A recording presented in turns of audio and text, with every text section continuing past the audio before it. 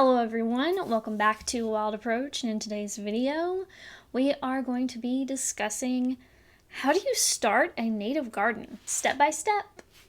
Alright, so step number one is going to be to look up your ecoregion.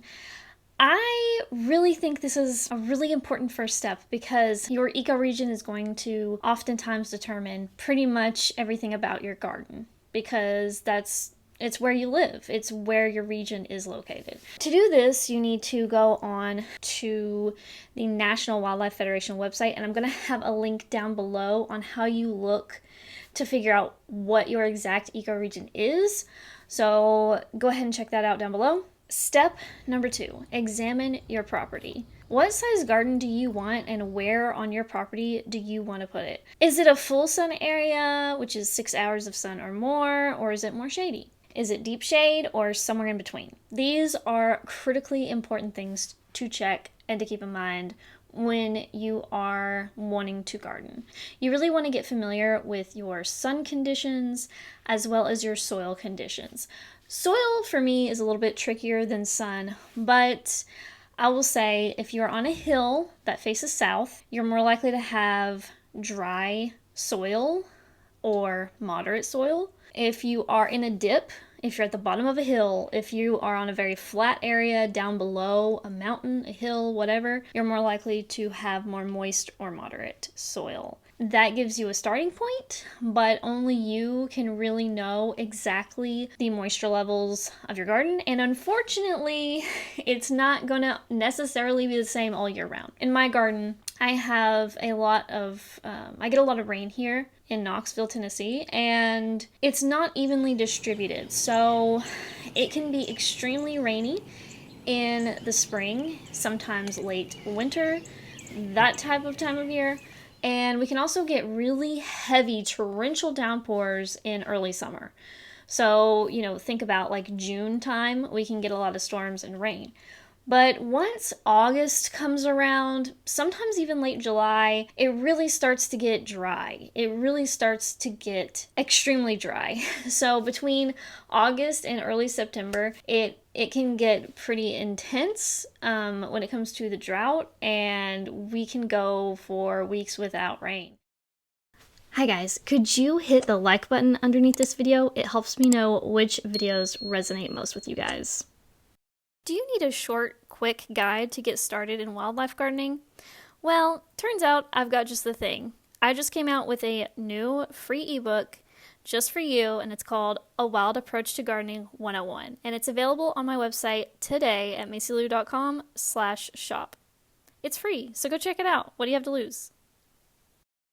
So you really want to, if you can, live in your home for a year before you even start your garden. I mean, if you're really itching to grow something before that year is up, grow something in a pot and just, pick a spot where you know that plant can thrive, when it comes to sunlight. And just moderate the moisture levels yourself since it's in a pot anyway. But I highly recommend, before you actually put a lot of investment in your garden, that you really pay attention to your garden for a full year, because this is going to give you what's going on in the wintertime, what's not going on in the wintertime, how much water do I get in the spring, how dry is it in the summer, and what is it like in the fall. You're going to want to know all these things because that will help you when it comes to your soil moisture levels.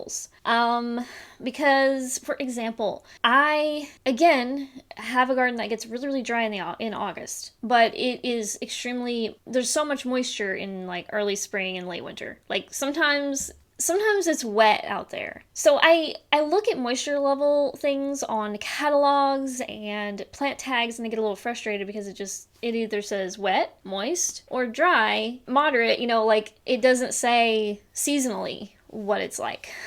So it can get frustrating, and you can get confused sometimes on what your actual moisture levels are because of this. So one thing to keep in mind is, if you do notice that you are like me and you have certain times of the year that are wet and certain times of the year that are dry, you will want to invest in drought-tolerant plants. But you also need to look at these drought-tolerant plants information, and you need to see, can they handle moisture in the winter?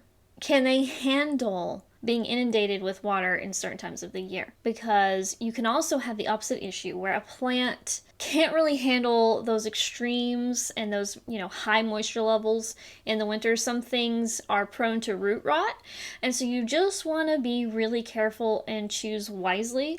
But since I'm on a hill, I don't have to worry as much about root rot. Typically, if one of my plants rots, it's probably just because I'm watering too much. And that has happened in the past when I was a baby gardener and I was just starting, and it can happen no matter how much experience you have. Baby gardener or full-on experienced, you can over baby a plant and you can kill it that way. And you can also neglect a plant and kill it that way. So it really depends on the plant, depends on what you're, are you planting things in the right place? Are you choosing the right site conditions? And don't be sad if you plant something and it dies, because it could be diseases, it could be insects eating it, which we want insects to eat our plants, but maybe it's a baby plant and it's just getting all the way eaten down to the ground. Maybe a rabbit ate it, maybe the wind toppled it over or pulled it out of the ground. Maybe it got too much water, it got too little water. Maybe that year got a really bad drought. I mean, so many things can kill your plants. So don't look at one dead plant and just be like, I can't do this. I'm a horrible gardener.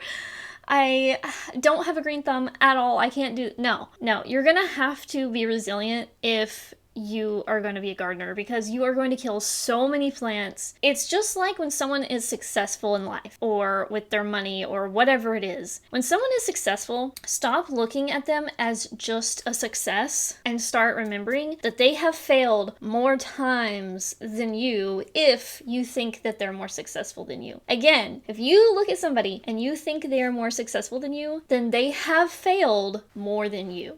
Okay, that's just how it is.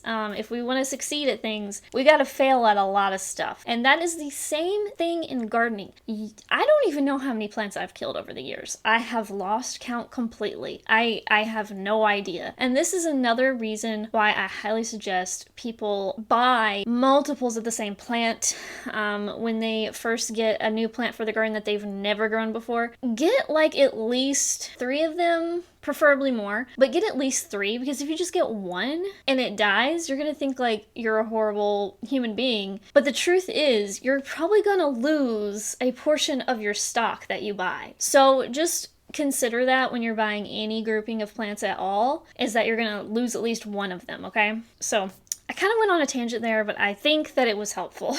I hope. Okay, step number 3 to creating your first native garden is use native plant tools to figure out what plants are best for your location. Wildflower.org is a great resource for Texas and surrounding areas. It can also be used for areas in the southeast like me in Tennessee. However, keep in mind that sometimes plants require slightly different conditions depending on where they are grown. For example, the warmer the state or growing zone you're in, and I don't normally even think about growing zones because I just don't think they're really important for native plant gardening, but in this case, they might be just a little bit important.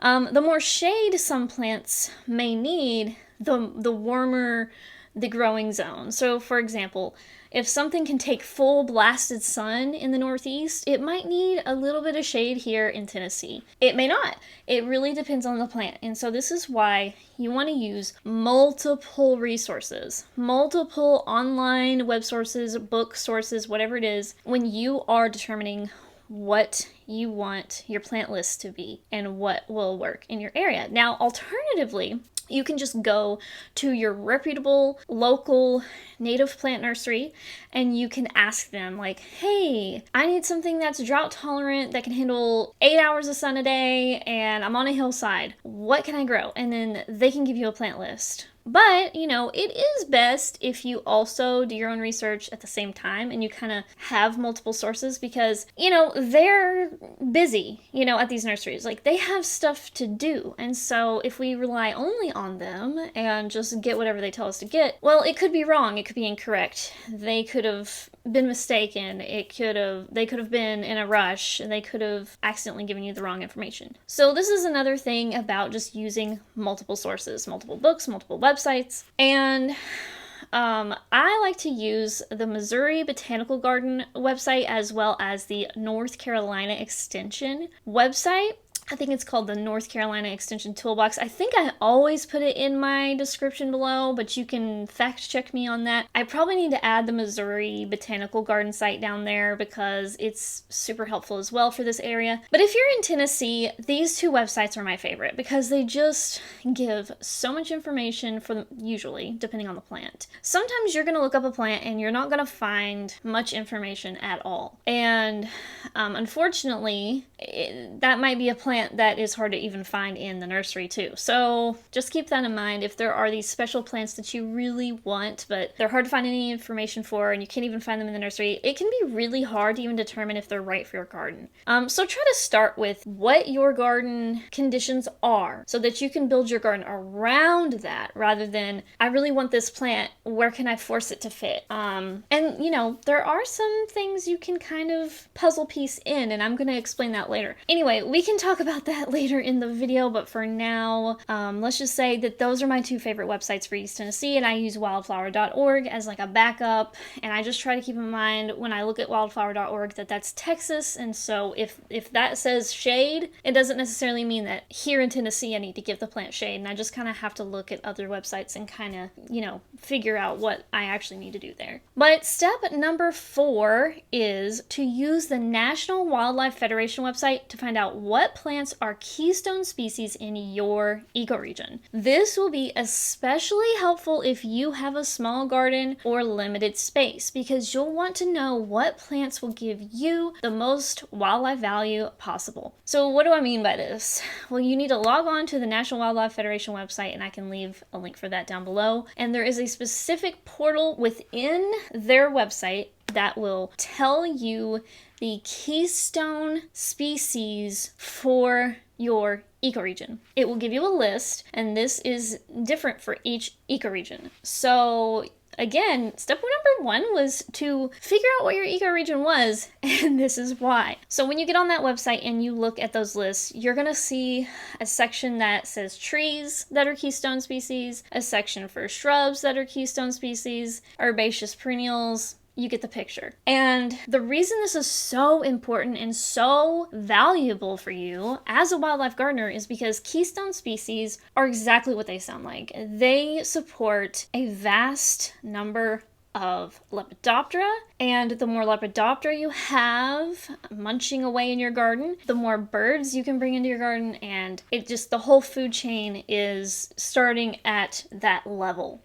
and then going up from there. So that is why it's so valuable. It is just one of those resources where you're going to know exactly which plants are going to give you the most food for the most wildlife. And the way that I like to think of it is the smaller your garden is, the smaller your keystone species might have to be. If you have a really micro garden, it's super tiny, you might want to just get, you know, an herbaceous perennial that's a keystone, like a goldenrod or an aster, something like that. But if you have a really big garden, and I mean you've got acres and acres, then you can plant a lot of keystone trees. You can plant a lot of oaks, cherries, willows.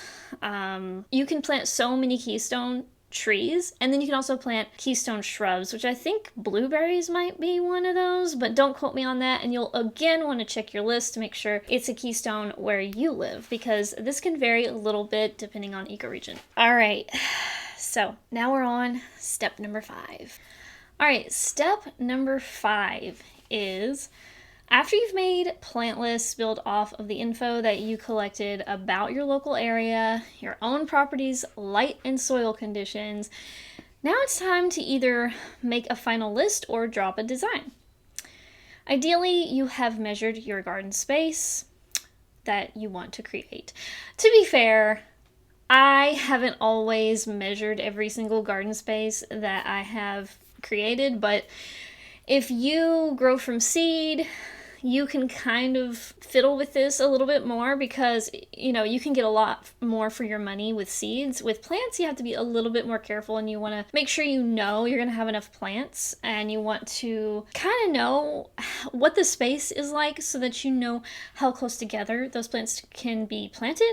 This will help you decide how many plants or seeds you need. If you grow from seed, you generally get more plants for your dollars, but it can depend heavily on your site prep, your research, and your local conditions. So if you're going to grow from seed, you really want to be careful and know how to prep the area, especially if you have a large garden and you're doing this on a large scale. I'm not. I only have a 1/4 acre, and that's counting my house, okay? So I know a lot of people are like, a 1/4 acre is a huge garden. It's like, well, you've got to remember, that's counting my home. Like, that's not just the garden. It's counting the home, that's counting the concrete driveway, the concrete driveway is ridiculous how long and massive of a space it takes up.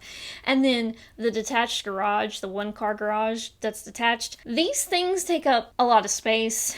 And so a 1/4 acre becomes really, really small when you factor in the buildings here, right? And when you factor in the space from the street and all of that, because you gotta have a little bit of a buffer from the street. It's just a whole thing. So, the point though is if you have acres and acres and acres and you're doing it on a large scale, you might want to consult some professionals that are experts in the field, people who have machines that can help you put the seeds into the ground, people who have machines to help you prep the site beforehand, before any seeds are even introduced, and it can get pricey. So if you do have a large property and you don't want to get any outside help, I highly recommend you start with a very small area of your property and then just over the years expand and expand and expand, which is basically what I've been doing here. And every now and then I have friends or family help me. Some people pay. It's mostly just me and my husband, but sometimes we get help is really what I'm saying.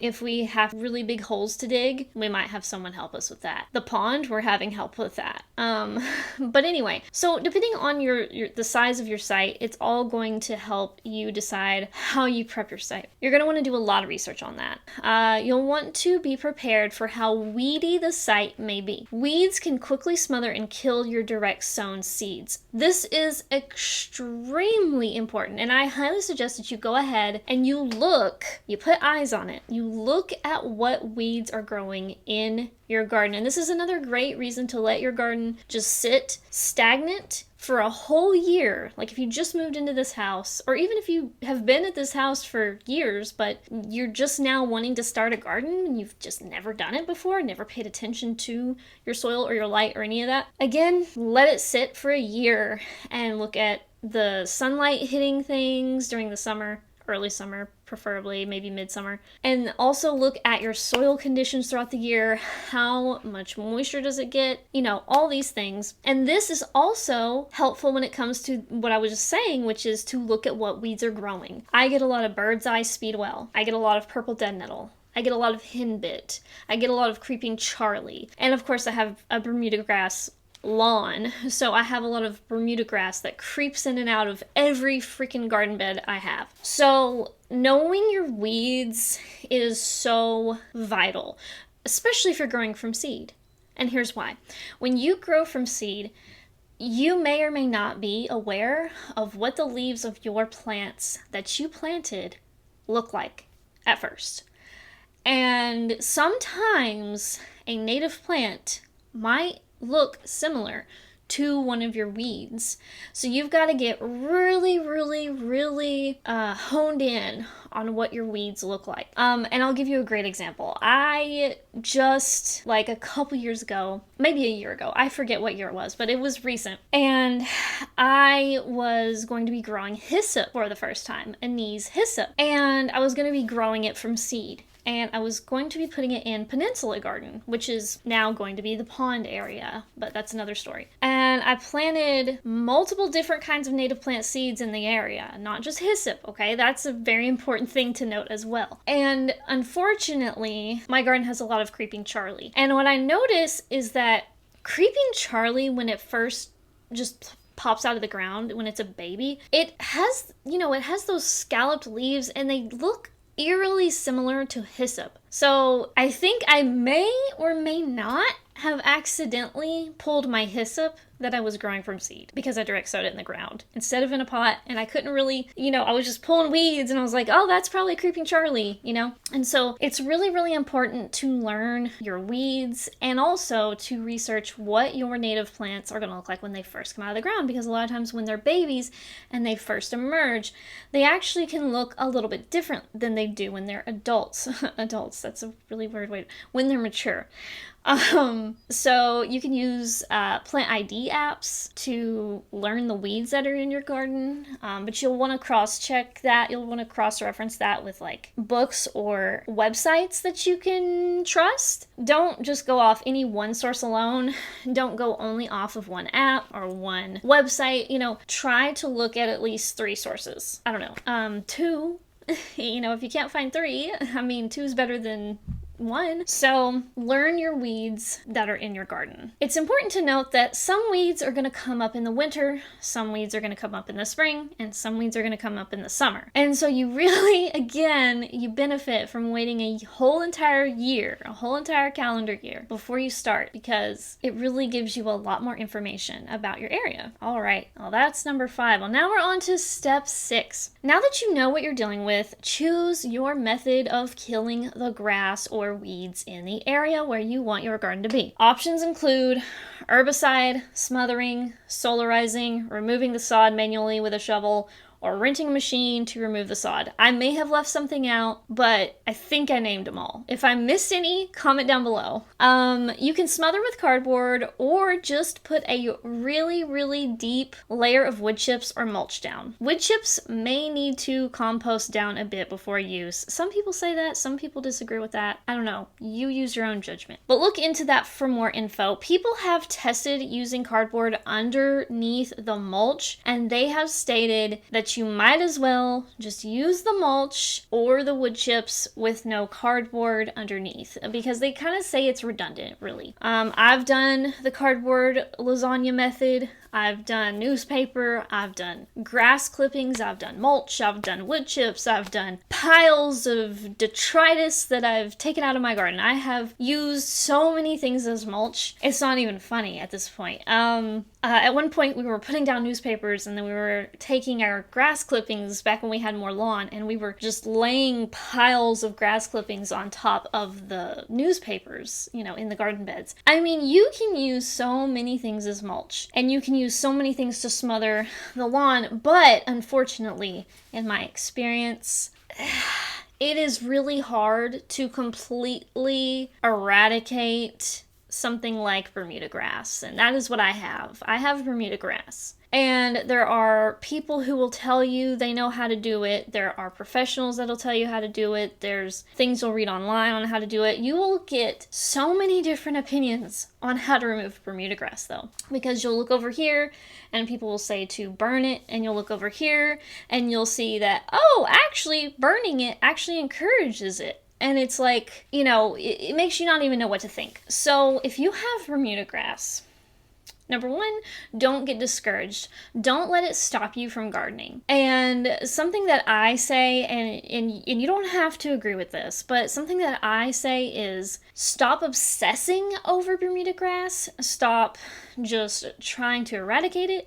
Stop trying to just fight it every single day, because it is tiring. It is very tiring. And see, another issue with this is, when I first started this garden, I was totally against herbicide. Completely. And I've since changed my views. And if you've been around ever since I started gardening, or not started gardening, I haven't had a channel that long. If you've been around the channel since the beginning of my channel, you'll know that I used to really rail against using herbicide at all at first. And I've since changed my mind, because I've since seen the unfortunate power of invasive plants, especially invasive shrubs. And so I have used herbicide on invasive shrubs, meaning I cut them down in late summer, early fall, and then I brush the herbicide on. I don't spray it. I brush it on to the stump, and I kill it that way. This is privet that's the size of a tree. This is bush honeysuckle that's from Asia, that's not native, that's invasive. These shrubs are more than prolific, they are invasive. And they have wreaked havoc on our wild areas. And I know this because there is a ton of it at one of my local parks. And you can just see that where you would normally find our native shrubs, or where you should find our native shrubs like spicebush and American plum and all of these beautiful native shrubs, which there are too many to count in my area, there's so many, there's barely any of them there, because everywhere you look is privet and the bush. Is it called a mur? A mur? Amour. Amour. Honeysuckle? Gosh, I can never say that word, but the honeysuckle that's a bush that has the red berries needs to die. Like, I know. We grew up with it in the South. It's not even native, y'all. It is invasive. Anyway, so I no longer am like against using herbicide. I try to limit how much I use of it, but I am not against it anymore because now I see the damage that these invasive plants can do. But if I had to start from scratch, if I had nothing going on yet and it was just a lawn, I would probably actually use herbicide on it. I know, a lot of you hate that. And I don't blame you. But if you use PPE, okay, you can really protect yourself. So, you're going to need gloves, you're going to need eye gear, like safety goggles, safety glasses, a mask. I'm not sure which mask is better. I don't know if dust masks are better, N95s or respirator. I don't know the best mask, but I think I've used both. I think sometimes I've used a respirator and sometimes I've used like an N95, but I don't know which one's better for that. But other than that, you definitely want to protect your eyes and your face, and you want to put gloves on. Anyway, do your research. This is the problem with being a purist in any form. When you are completely against any and all herbicide ever, then how are you going to kill all those invasive shrubs, the invasive trees, the invasive vines? There are so many things that you can't dig up that you would have to kill in some way. And someone left me a comment once that said you can smother them, and so I haven't done this yet. And they say that this is an alternative to herbicide. I've smothered the grass, don't get me wrong. This is different. They say you can smother the stump of a tree or shrub that's invasive by putting, I may be getting this wrong, but I think they say you can lay tarps like over a stump that you've cut instead of using herbicide, and you can just like layer a lot of tarps on it or like smother it that way. I don't know if this is true. I don't know if that would work. If it does work, I congratulate people who are doing it, because that would be amazing if we could do that instead. But so far, I haven't tried it, and so I don't know if it works. Because at the time, I just had giant privets, and they were tree-sized, and I just wanted to get rid of them, and I didn't know about that idea, so take it with a grain of salt. Some people use salt, but that can damage your soil for a very, very long time. So I think salt is actually worse than using herbicide, ironically enough. So, but do your own research. Don't take my word for it. Like, I'm just some gardener. I'm not a professional. I just want to reiterate that. I am not an expert in any of this. I am a home gardener. When I give you tips, it's something that I've either experienced, I've tried it firsthand, or I've seen it in a webinar, I've read it in a book, I've watched someone, like I've heard it multiple times, or I've done it myself, or I've seen it done, and so I share the options with you, because I want to give you all the options and not just what I've done. So you can try it yourself. Anyway, I've never rented a sod cutter, but I've seen it done, and sod cutters are another great way to remove the lawn.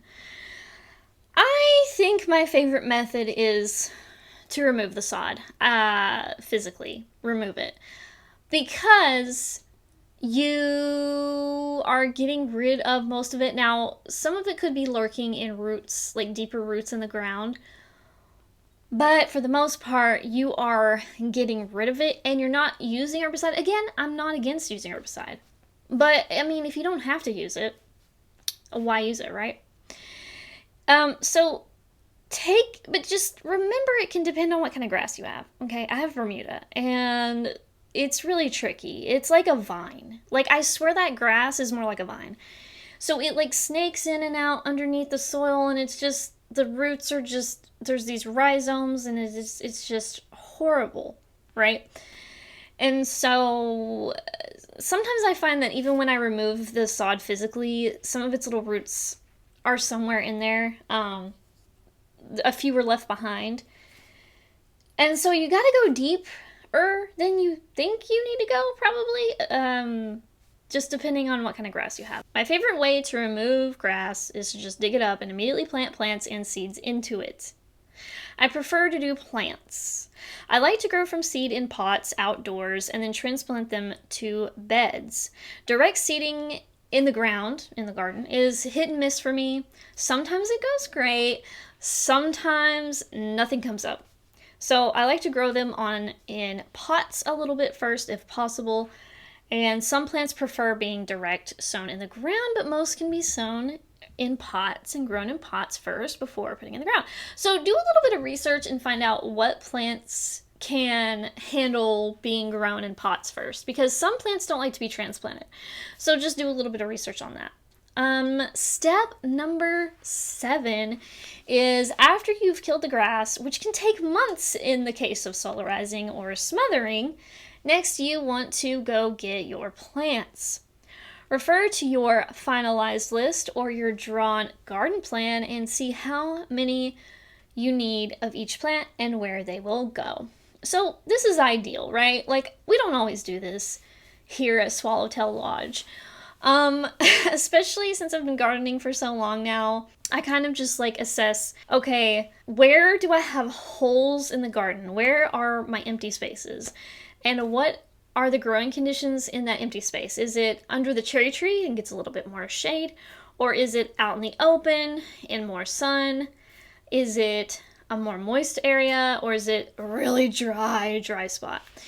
And then I just go pick up some plants to fill in that space, because I've already got an established garden and I'm already just expanding what I already have. But, ideally when you first start, you'll have sort of a floor plan, so to speak, or a landscape design that you've drawn up, or just listing your plants and how many you want of each plant if you're not really into drawing things and you don't really feel. And remember, when you draw your garden plan, you don't have to be an artist. You don't have to be good at drawing to draw a garden plan. Like, you can literally just draw circles, and they don't even have to be circles. They can be ovals. Like, you don't have to go all out. This is just to give you an idea of how much space you have. If you have graph paper, that can really help, because you can decide, okay, what's the square on this graph paper represent? Does it represent a foot? Does it represent like 3 feet? Like, what does it represent? And then you can decide from there how to place your plants.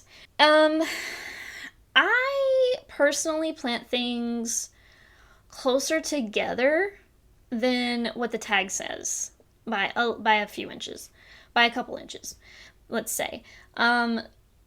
Because I want things to really knit together, and I want things to overlap, because I want as few invasive weeds as possible. All right, step number 8. Bring the plants home that you bought and lay them out in the garden. This way you can kind of see where you want them. Rearrange them until you like how they are placed. Plant them close together to try and prevent weeds. I just talked about that in number 7. I was just way too ahead of myself. You will not prevent all weeds, however. Let me repeat that. You will never prevent all weeds. You're always going to have weeds coming up. I don't care how low maintenance your garden is.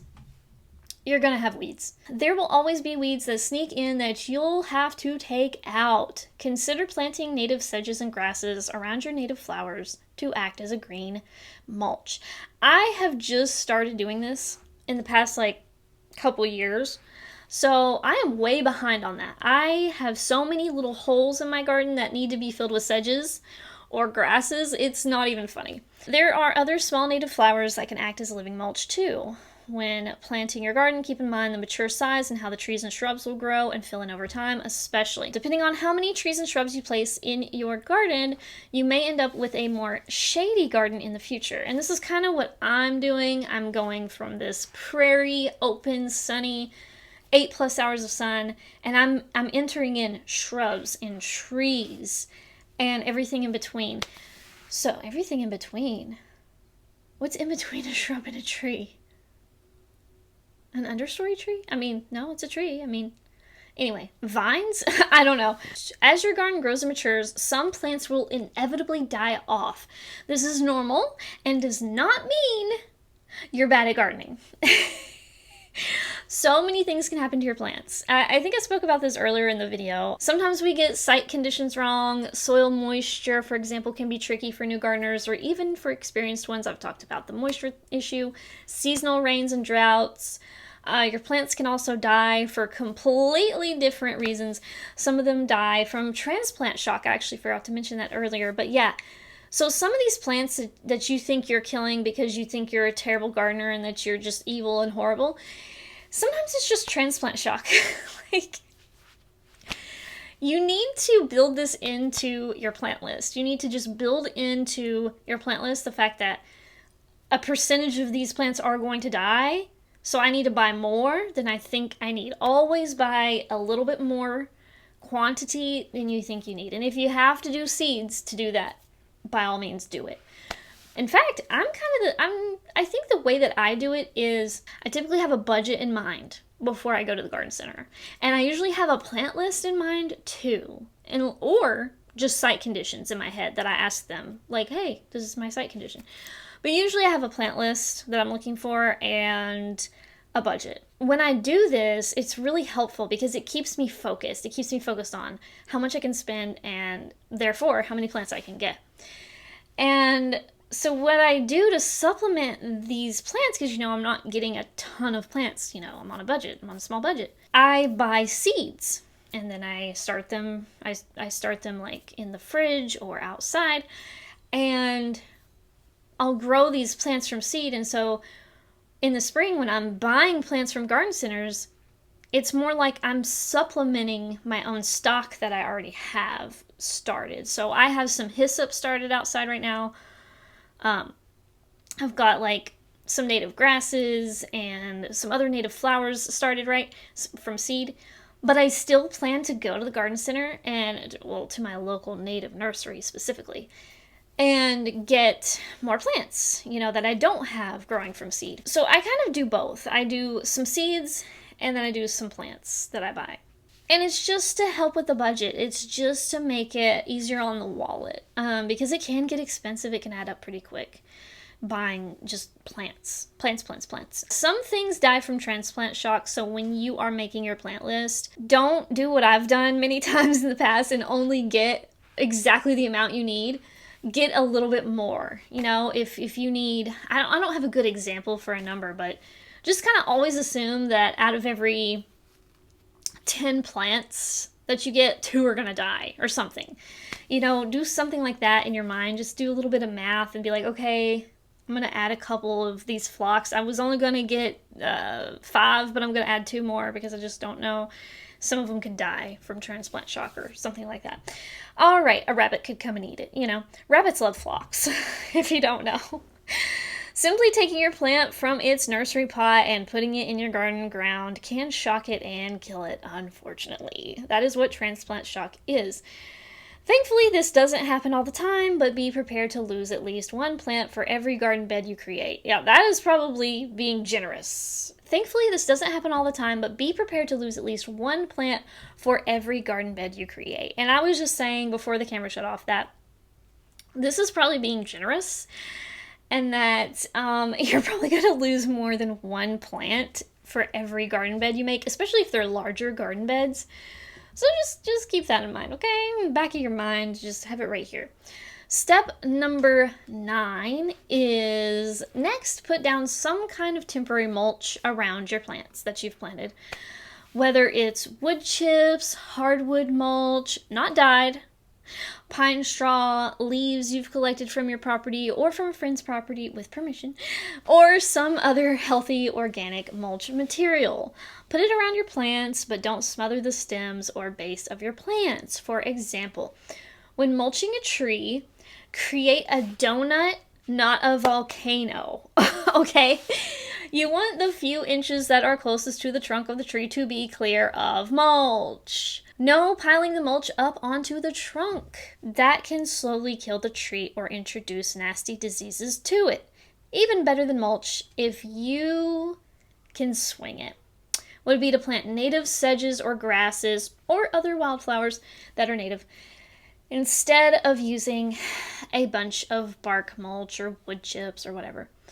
But that can be a little bit more expensive if you're doing plants or plugs and not growing from seed. So again, if you're frugal like I am, you may want to grow from seed all your plants, or like I do, grow from seed some of your plants and then buy the plant plugs or the quart size of the other plants rather than buying all plants. But yeah, if I had all the money in the world, I would just probably buy a ton of plants. I'd probably buy like double the amount I needed, and then whatever was left after I was done planting, I would put some of them in pots to have on the patio, and then I would give the rest away to friends. Like, you know, if we're talking dreams here.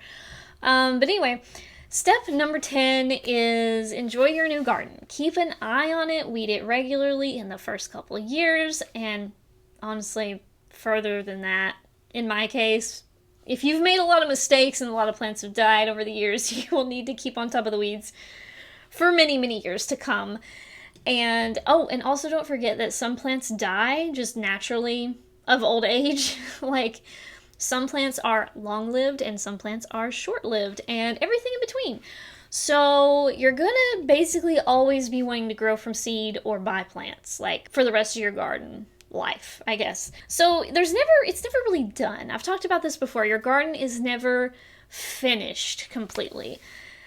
That is just kind of, I think we always hope that it'll be done one day and we'll just like chill, sit back, watch it grow and do its thing. But I just don't think that, we can sit back in the summer and look at it, of course, and watch it and just chill. But I don't think it's ever done. Like, I don't think there's ever a finality to it. I think it is an ongoing hobby, project, lifelong commitment. And I think the bigger your garden, the bigger the commitment is, or the more difficult the conditions are in your area, the more of a commitment it is, something like that. But I think it's fun. I think it's worth it. And when you need help, ask for it. Don't be shy about asking people for help. Some people just really want to hang out with you in your garden, right? And just recruit them to help you pull some weeds,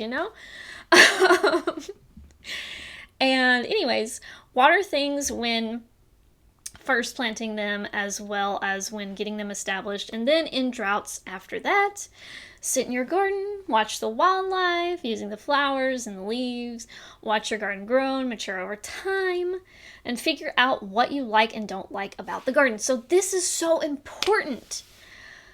I really needed this advice in the beginning because when I first started, I was just like, I just want to plant some flowers and I just want some butterflies. And, that's fair, that's simple, it's no big deal, but I didn't really think about the layers of the garden and what I wanted, like what my vision really was. I was just like starting from from nothing and just starting from, I want some pretty flowers and I want butterflies.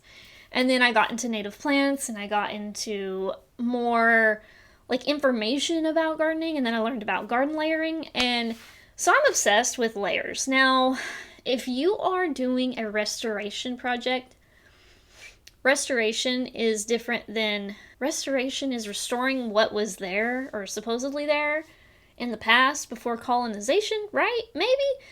But what's the other one? Conservation? No. There's restoration.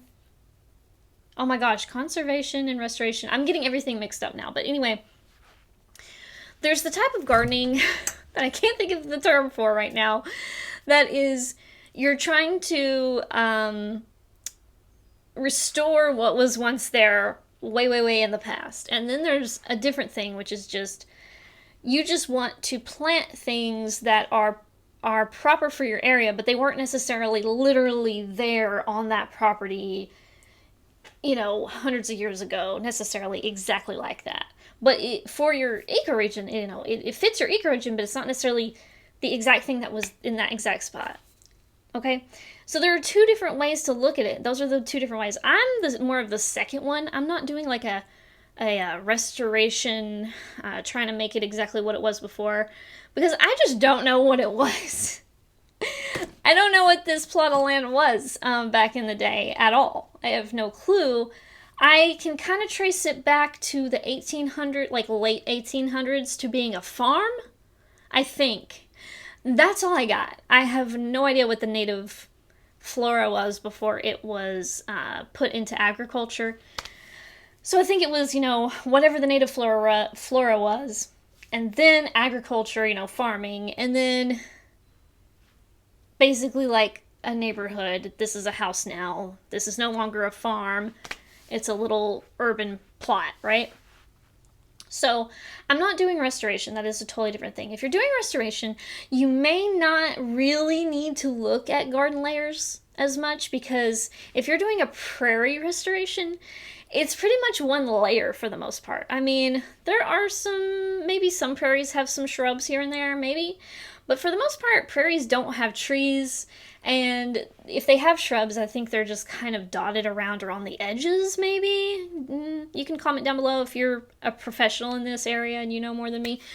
My point is if you're doing a restoration thing and you're like really trying to be really pro about things in specific, obviously, you're probably not necessarily going to be worried about garden layers.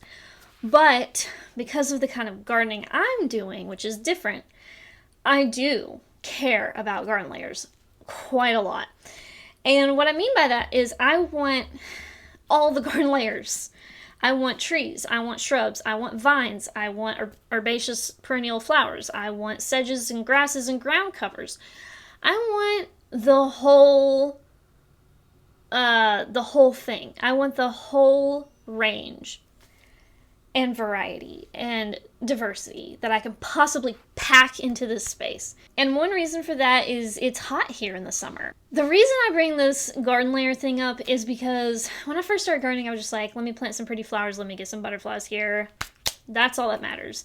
But as I started sitting in my garden, and again, number 10 is to sit in your garden, keep an eye on your garden, weed your garden, continue to maintain your garden in whatever way that means for you. But as I started to sit in the garden more, I started to really feel like I really want enclosure. I want to feel hugged by my garden. I don't want to just look out and it's just all one level. I don't want to look out and see the road forever and eternity and the cars going by and, you know, whatever it is at the street or not at the street. I want layers between me and the street. I want layers not just in a front and back kind of way. I want layers like down and up. I want all the layers. I want to feel enclosed. And some of it's for privacy, some of it's just aesthetics, some of it's just like that's how my brain works. Like when I enter a woodland, I get pretty happy. I mean, it depends on the woodland, you know, there's different quality woodlands, but You know, I really like thickets, I like shrubs, I like hedges, I like woodlands. I like prairie, don't get me wrong, but I don't really want to live in prairie necessarily. So that's why I think that, you know, when you first start gardening, you know, it may just be about planting one plant that you just fell in love with. But as you live in your garden, as you use your garden, as you watch the wildlife in your garden, you might find that, oh, something's missing. And at first, you may just not understand what it is. But as time goes on, you may figure out that it's the garden layers. And guys, my computer's dying, so thank you so much for being here. Please leave a comment down below. Don't forget to like and subscribe for more, and I'll see you next time. Bye. Hey guys, don't forget to follow me on Blue Sky and Instagram. These are the two best social media accounts other than YouTube where you can find me and you can see me post photos of the garden, thoughts on wildlife, and more. So don't forget to follow me over there. Brand new items are now available in the shop. Thanks so much to viewers like you for supporting the channel.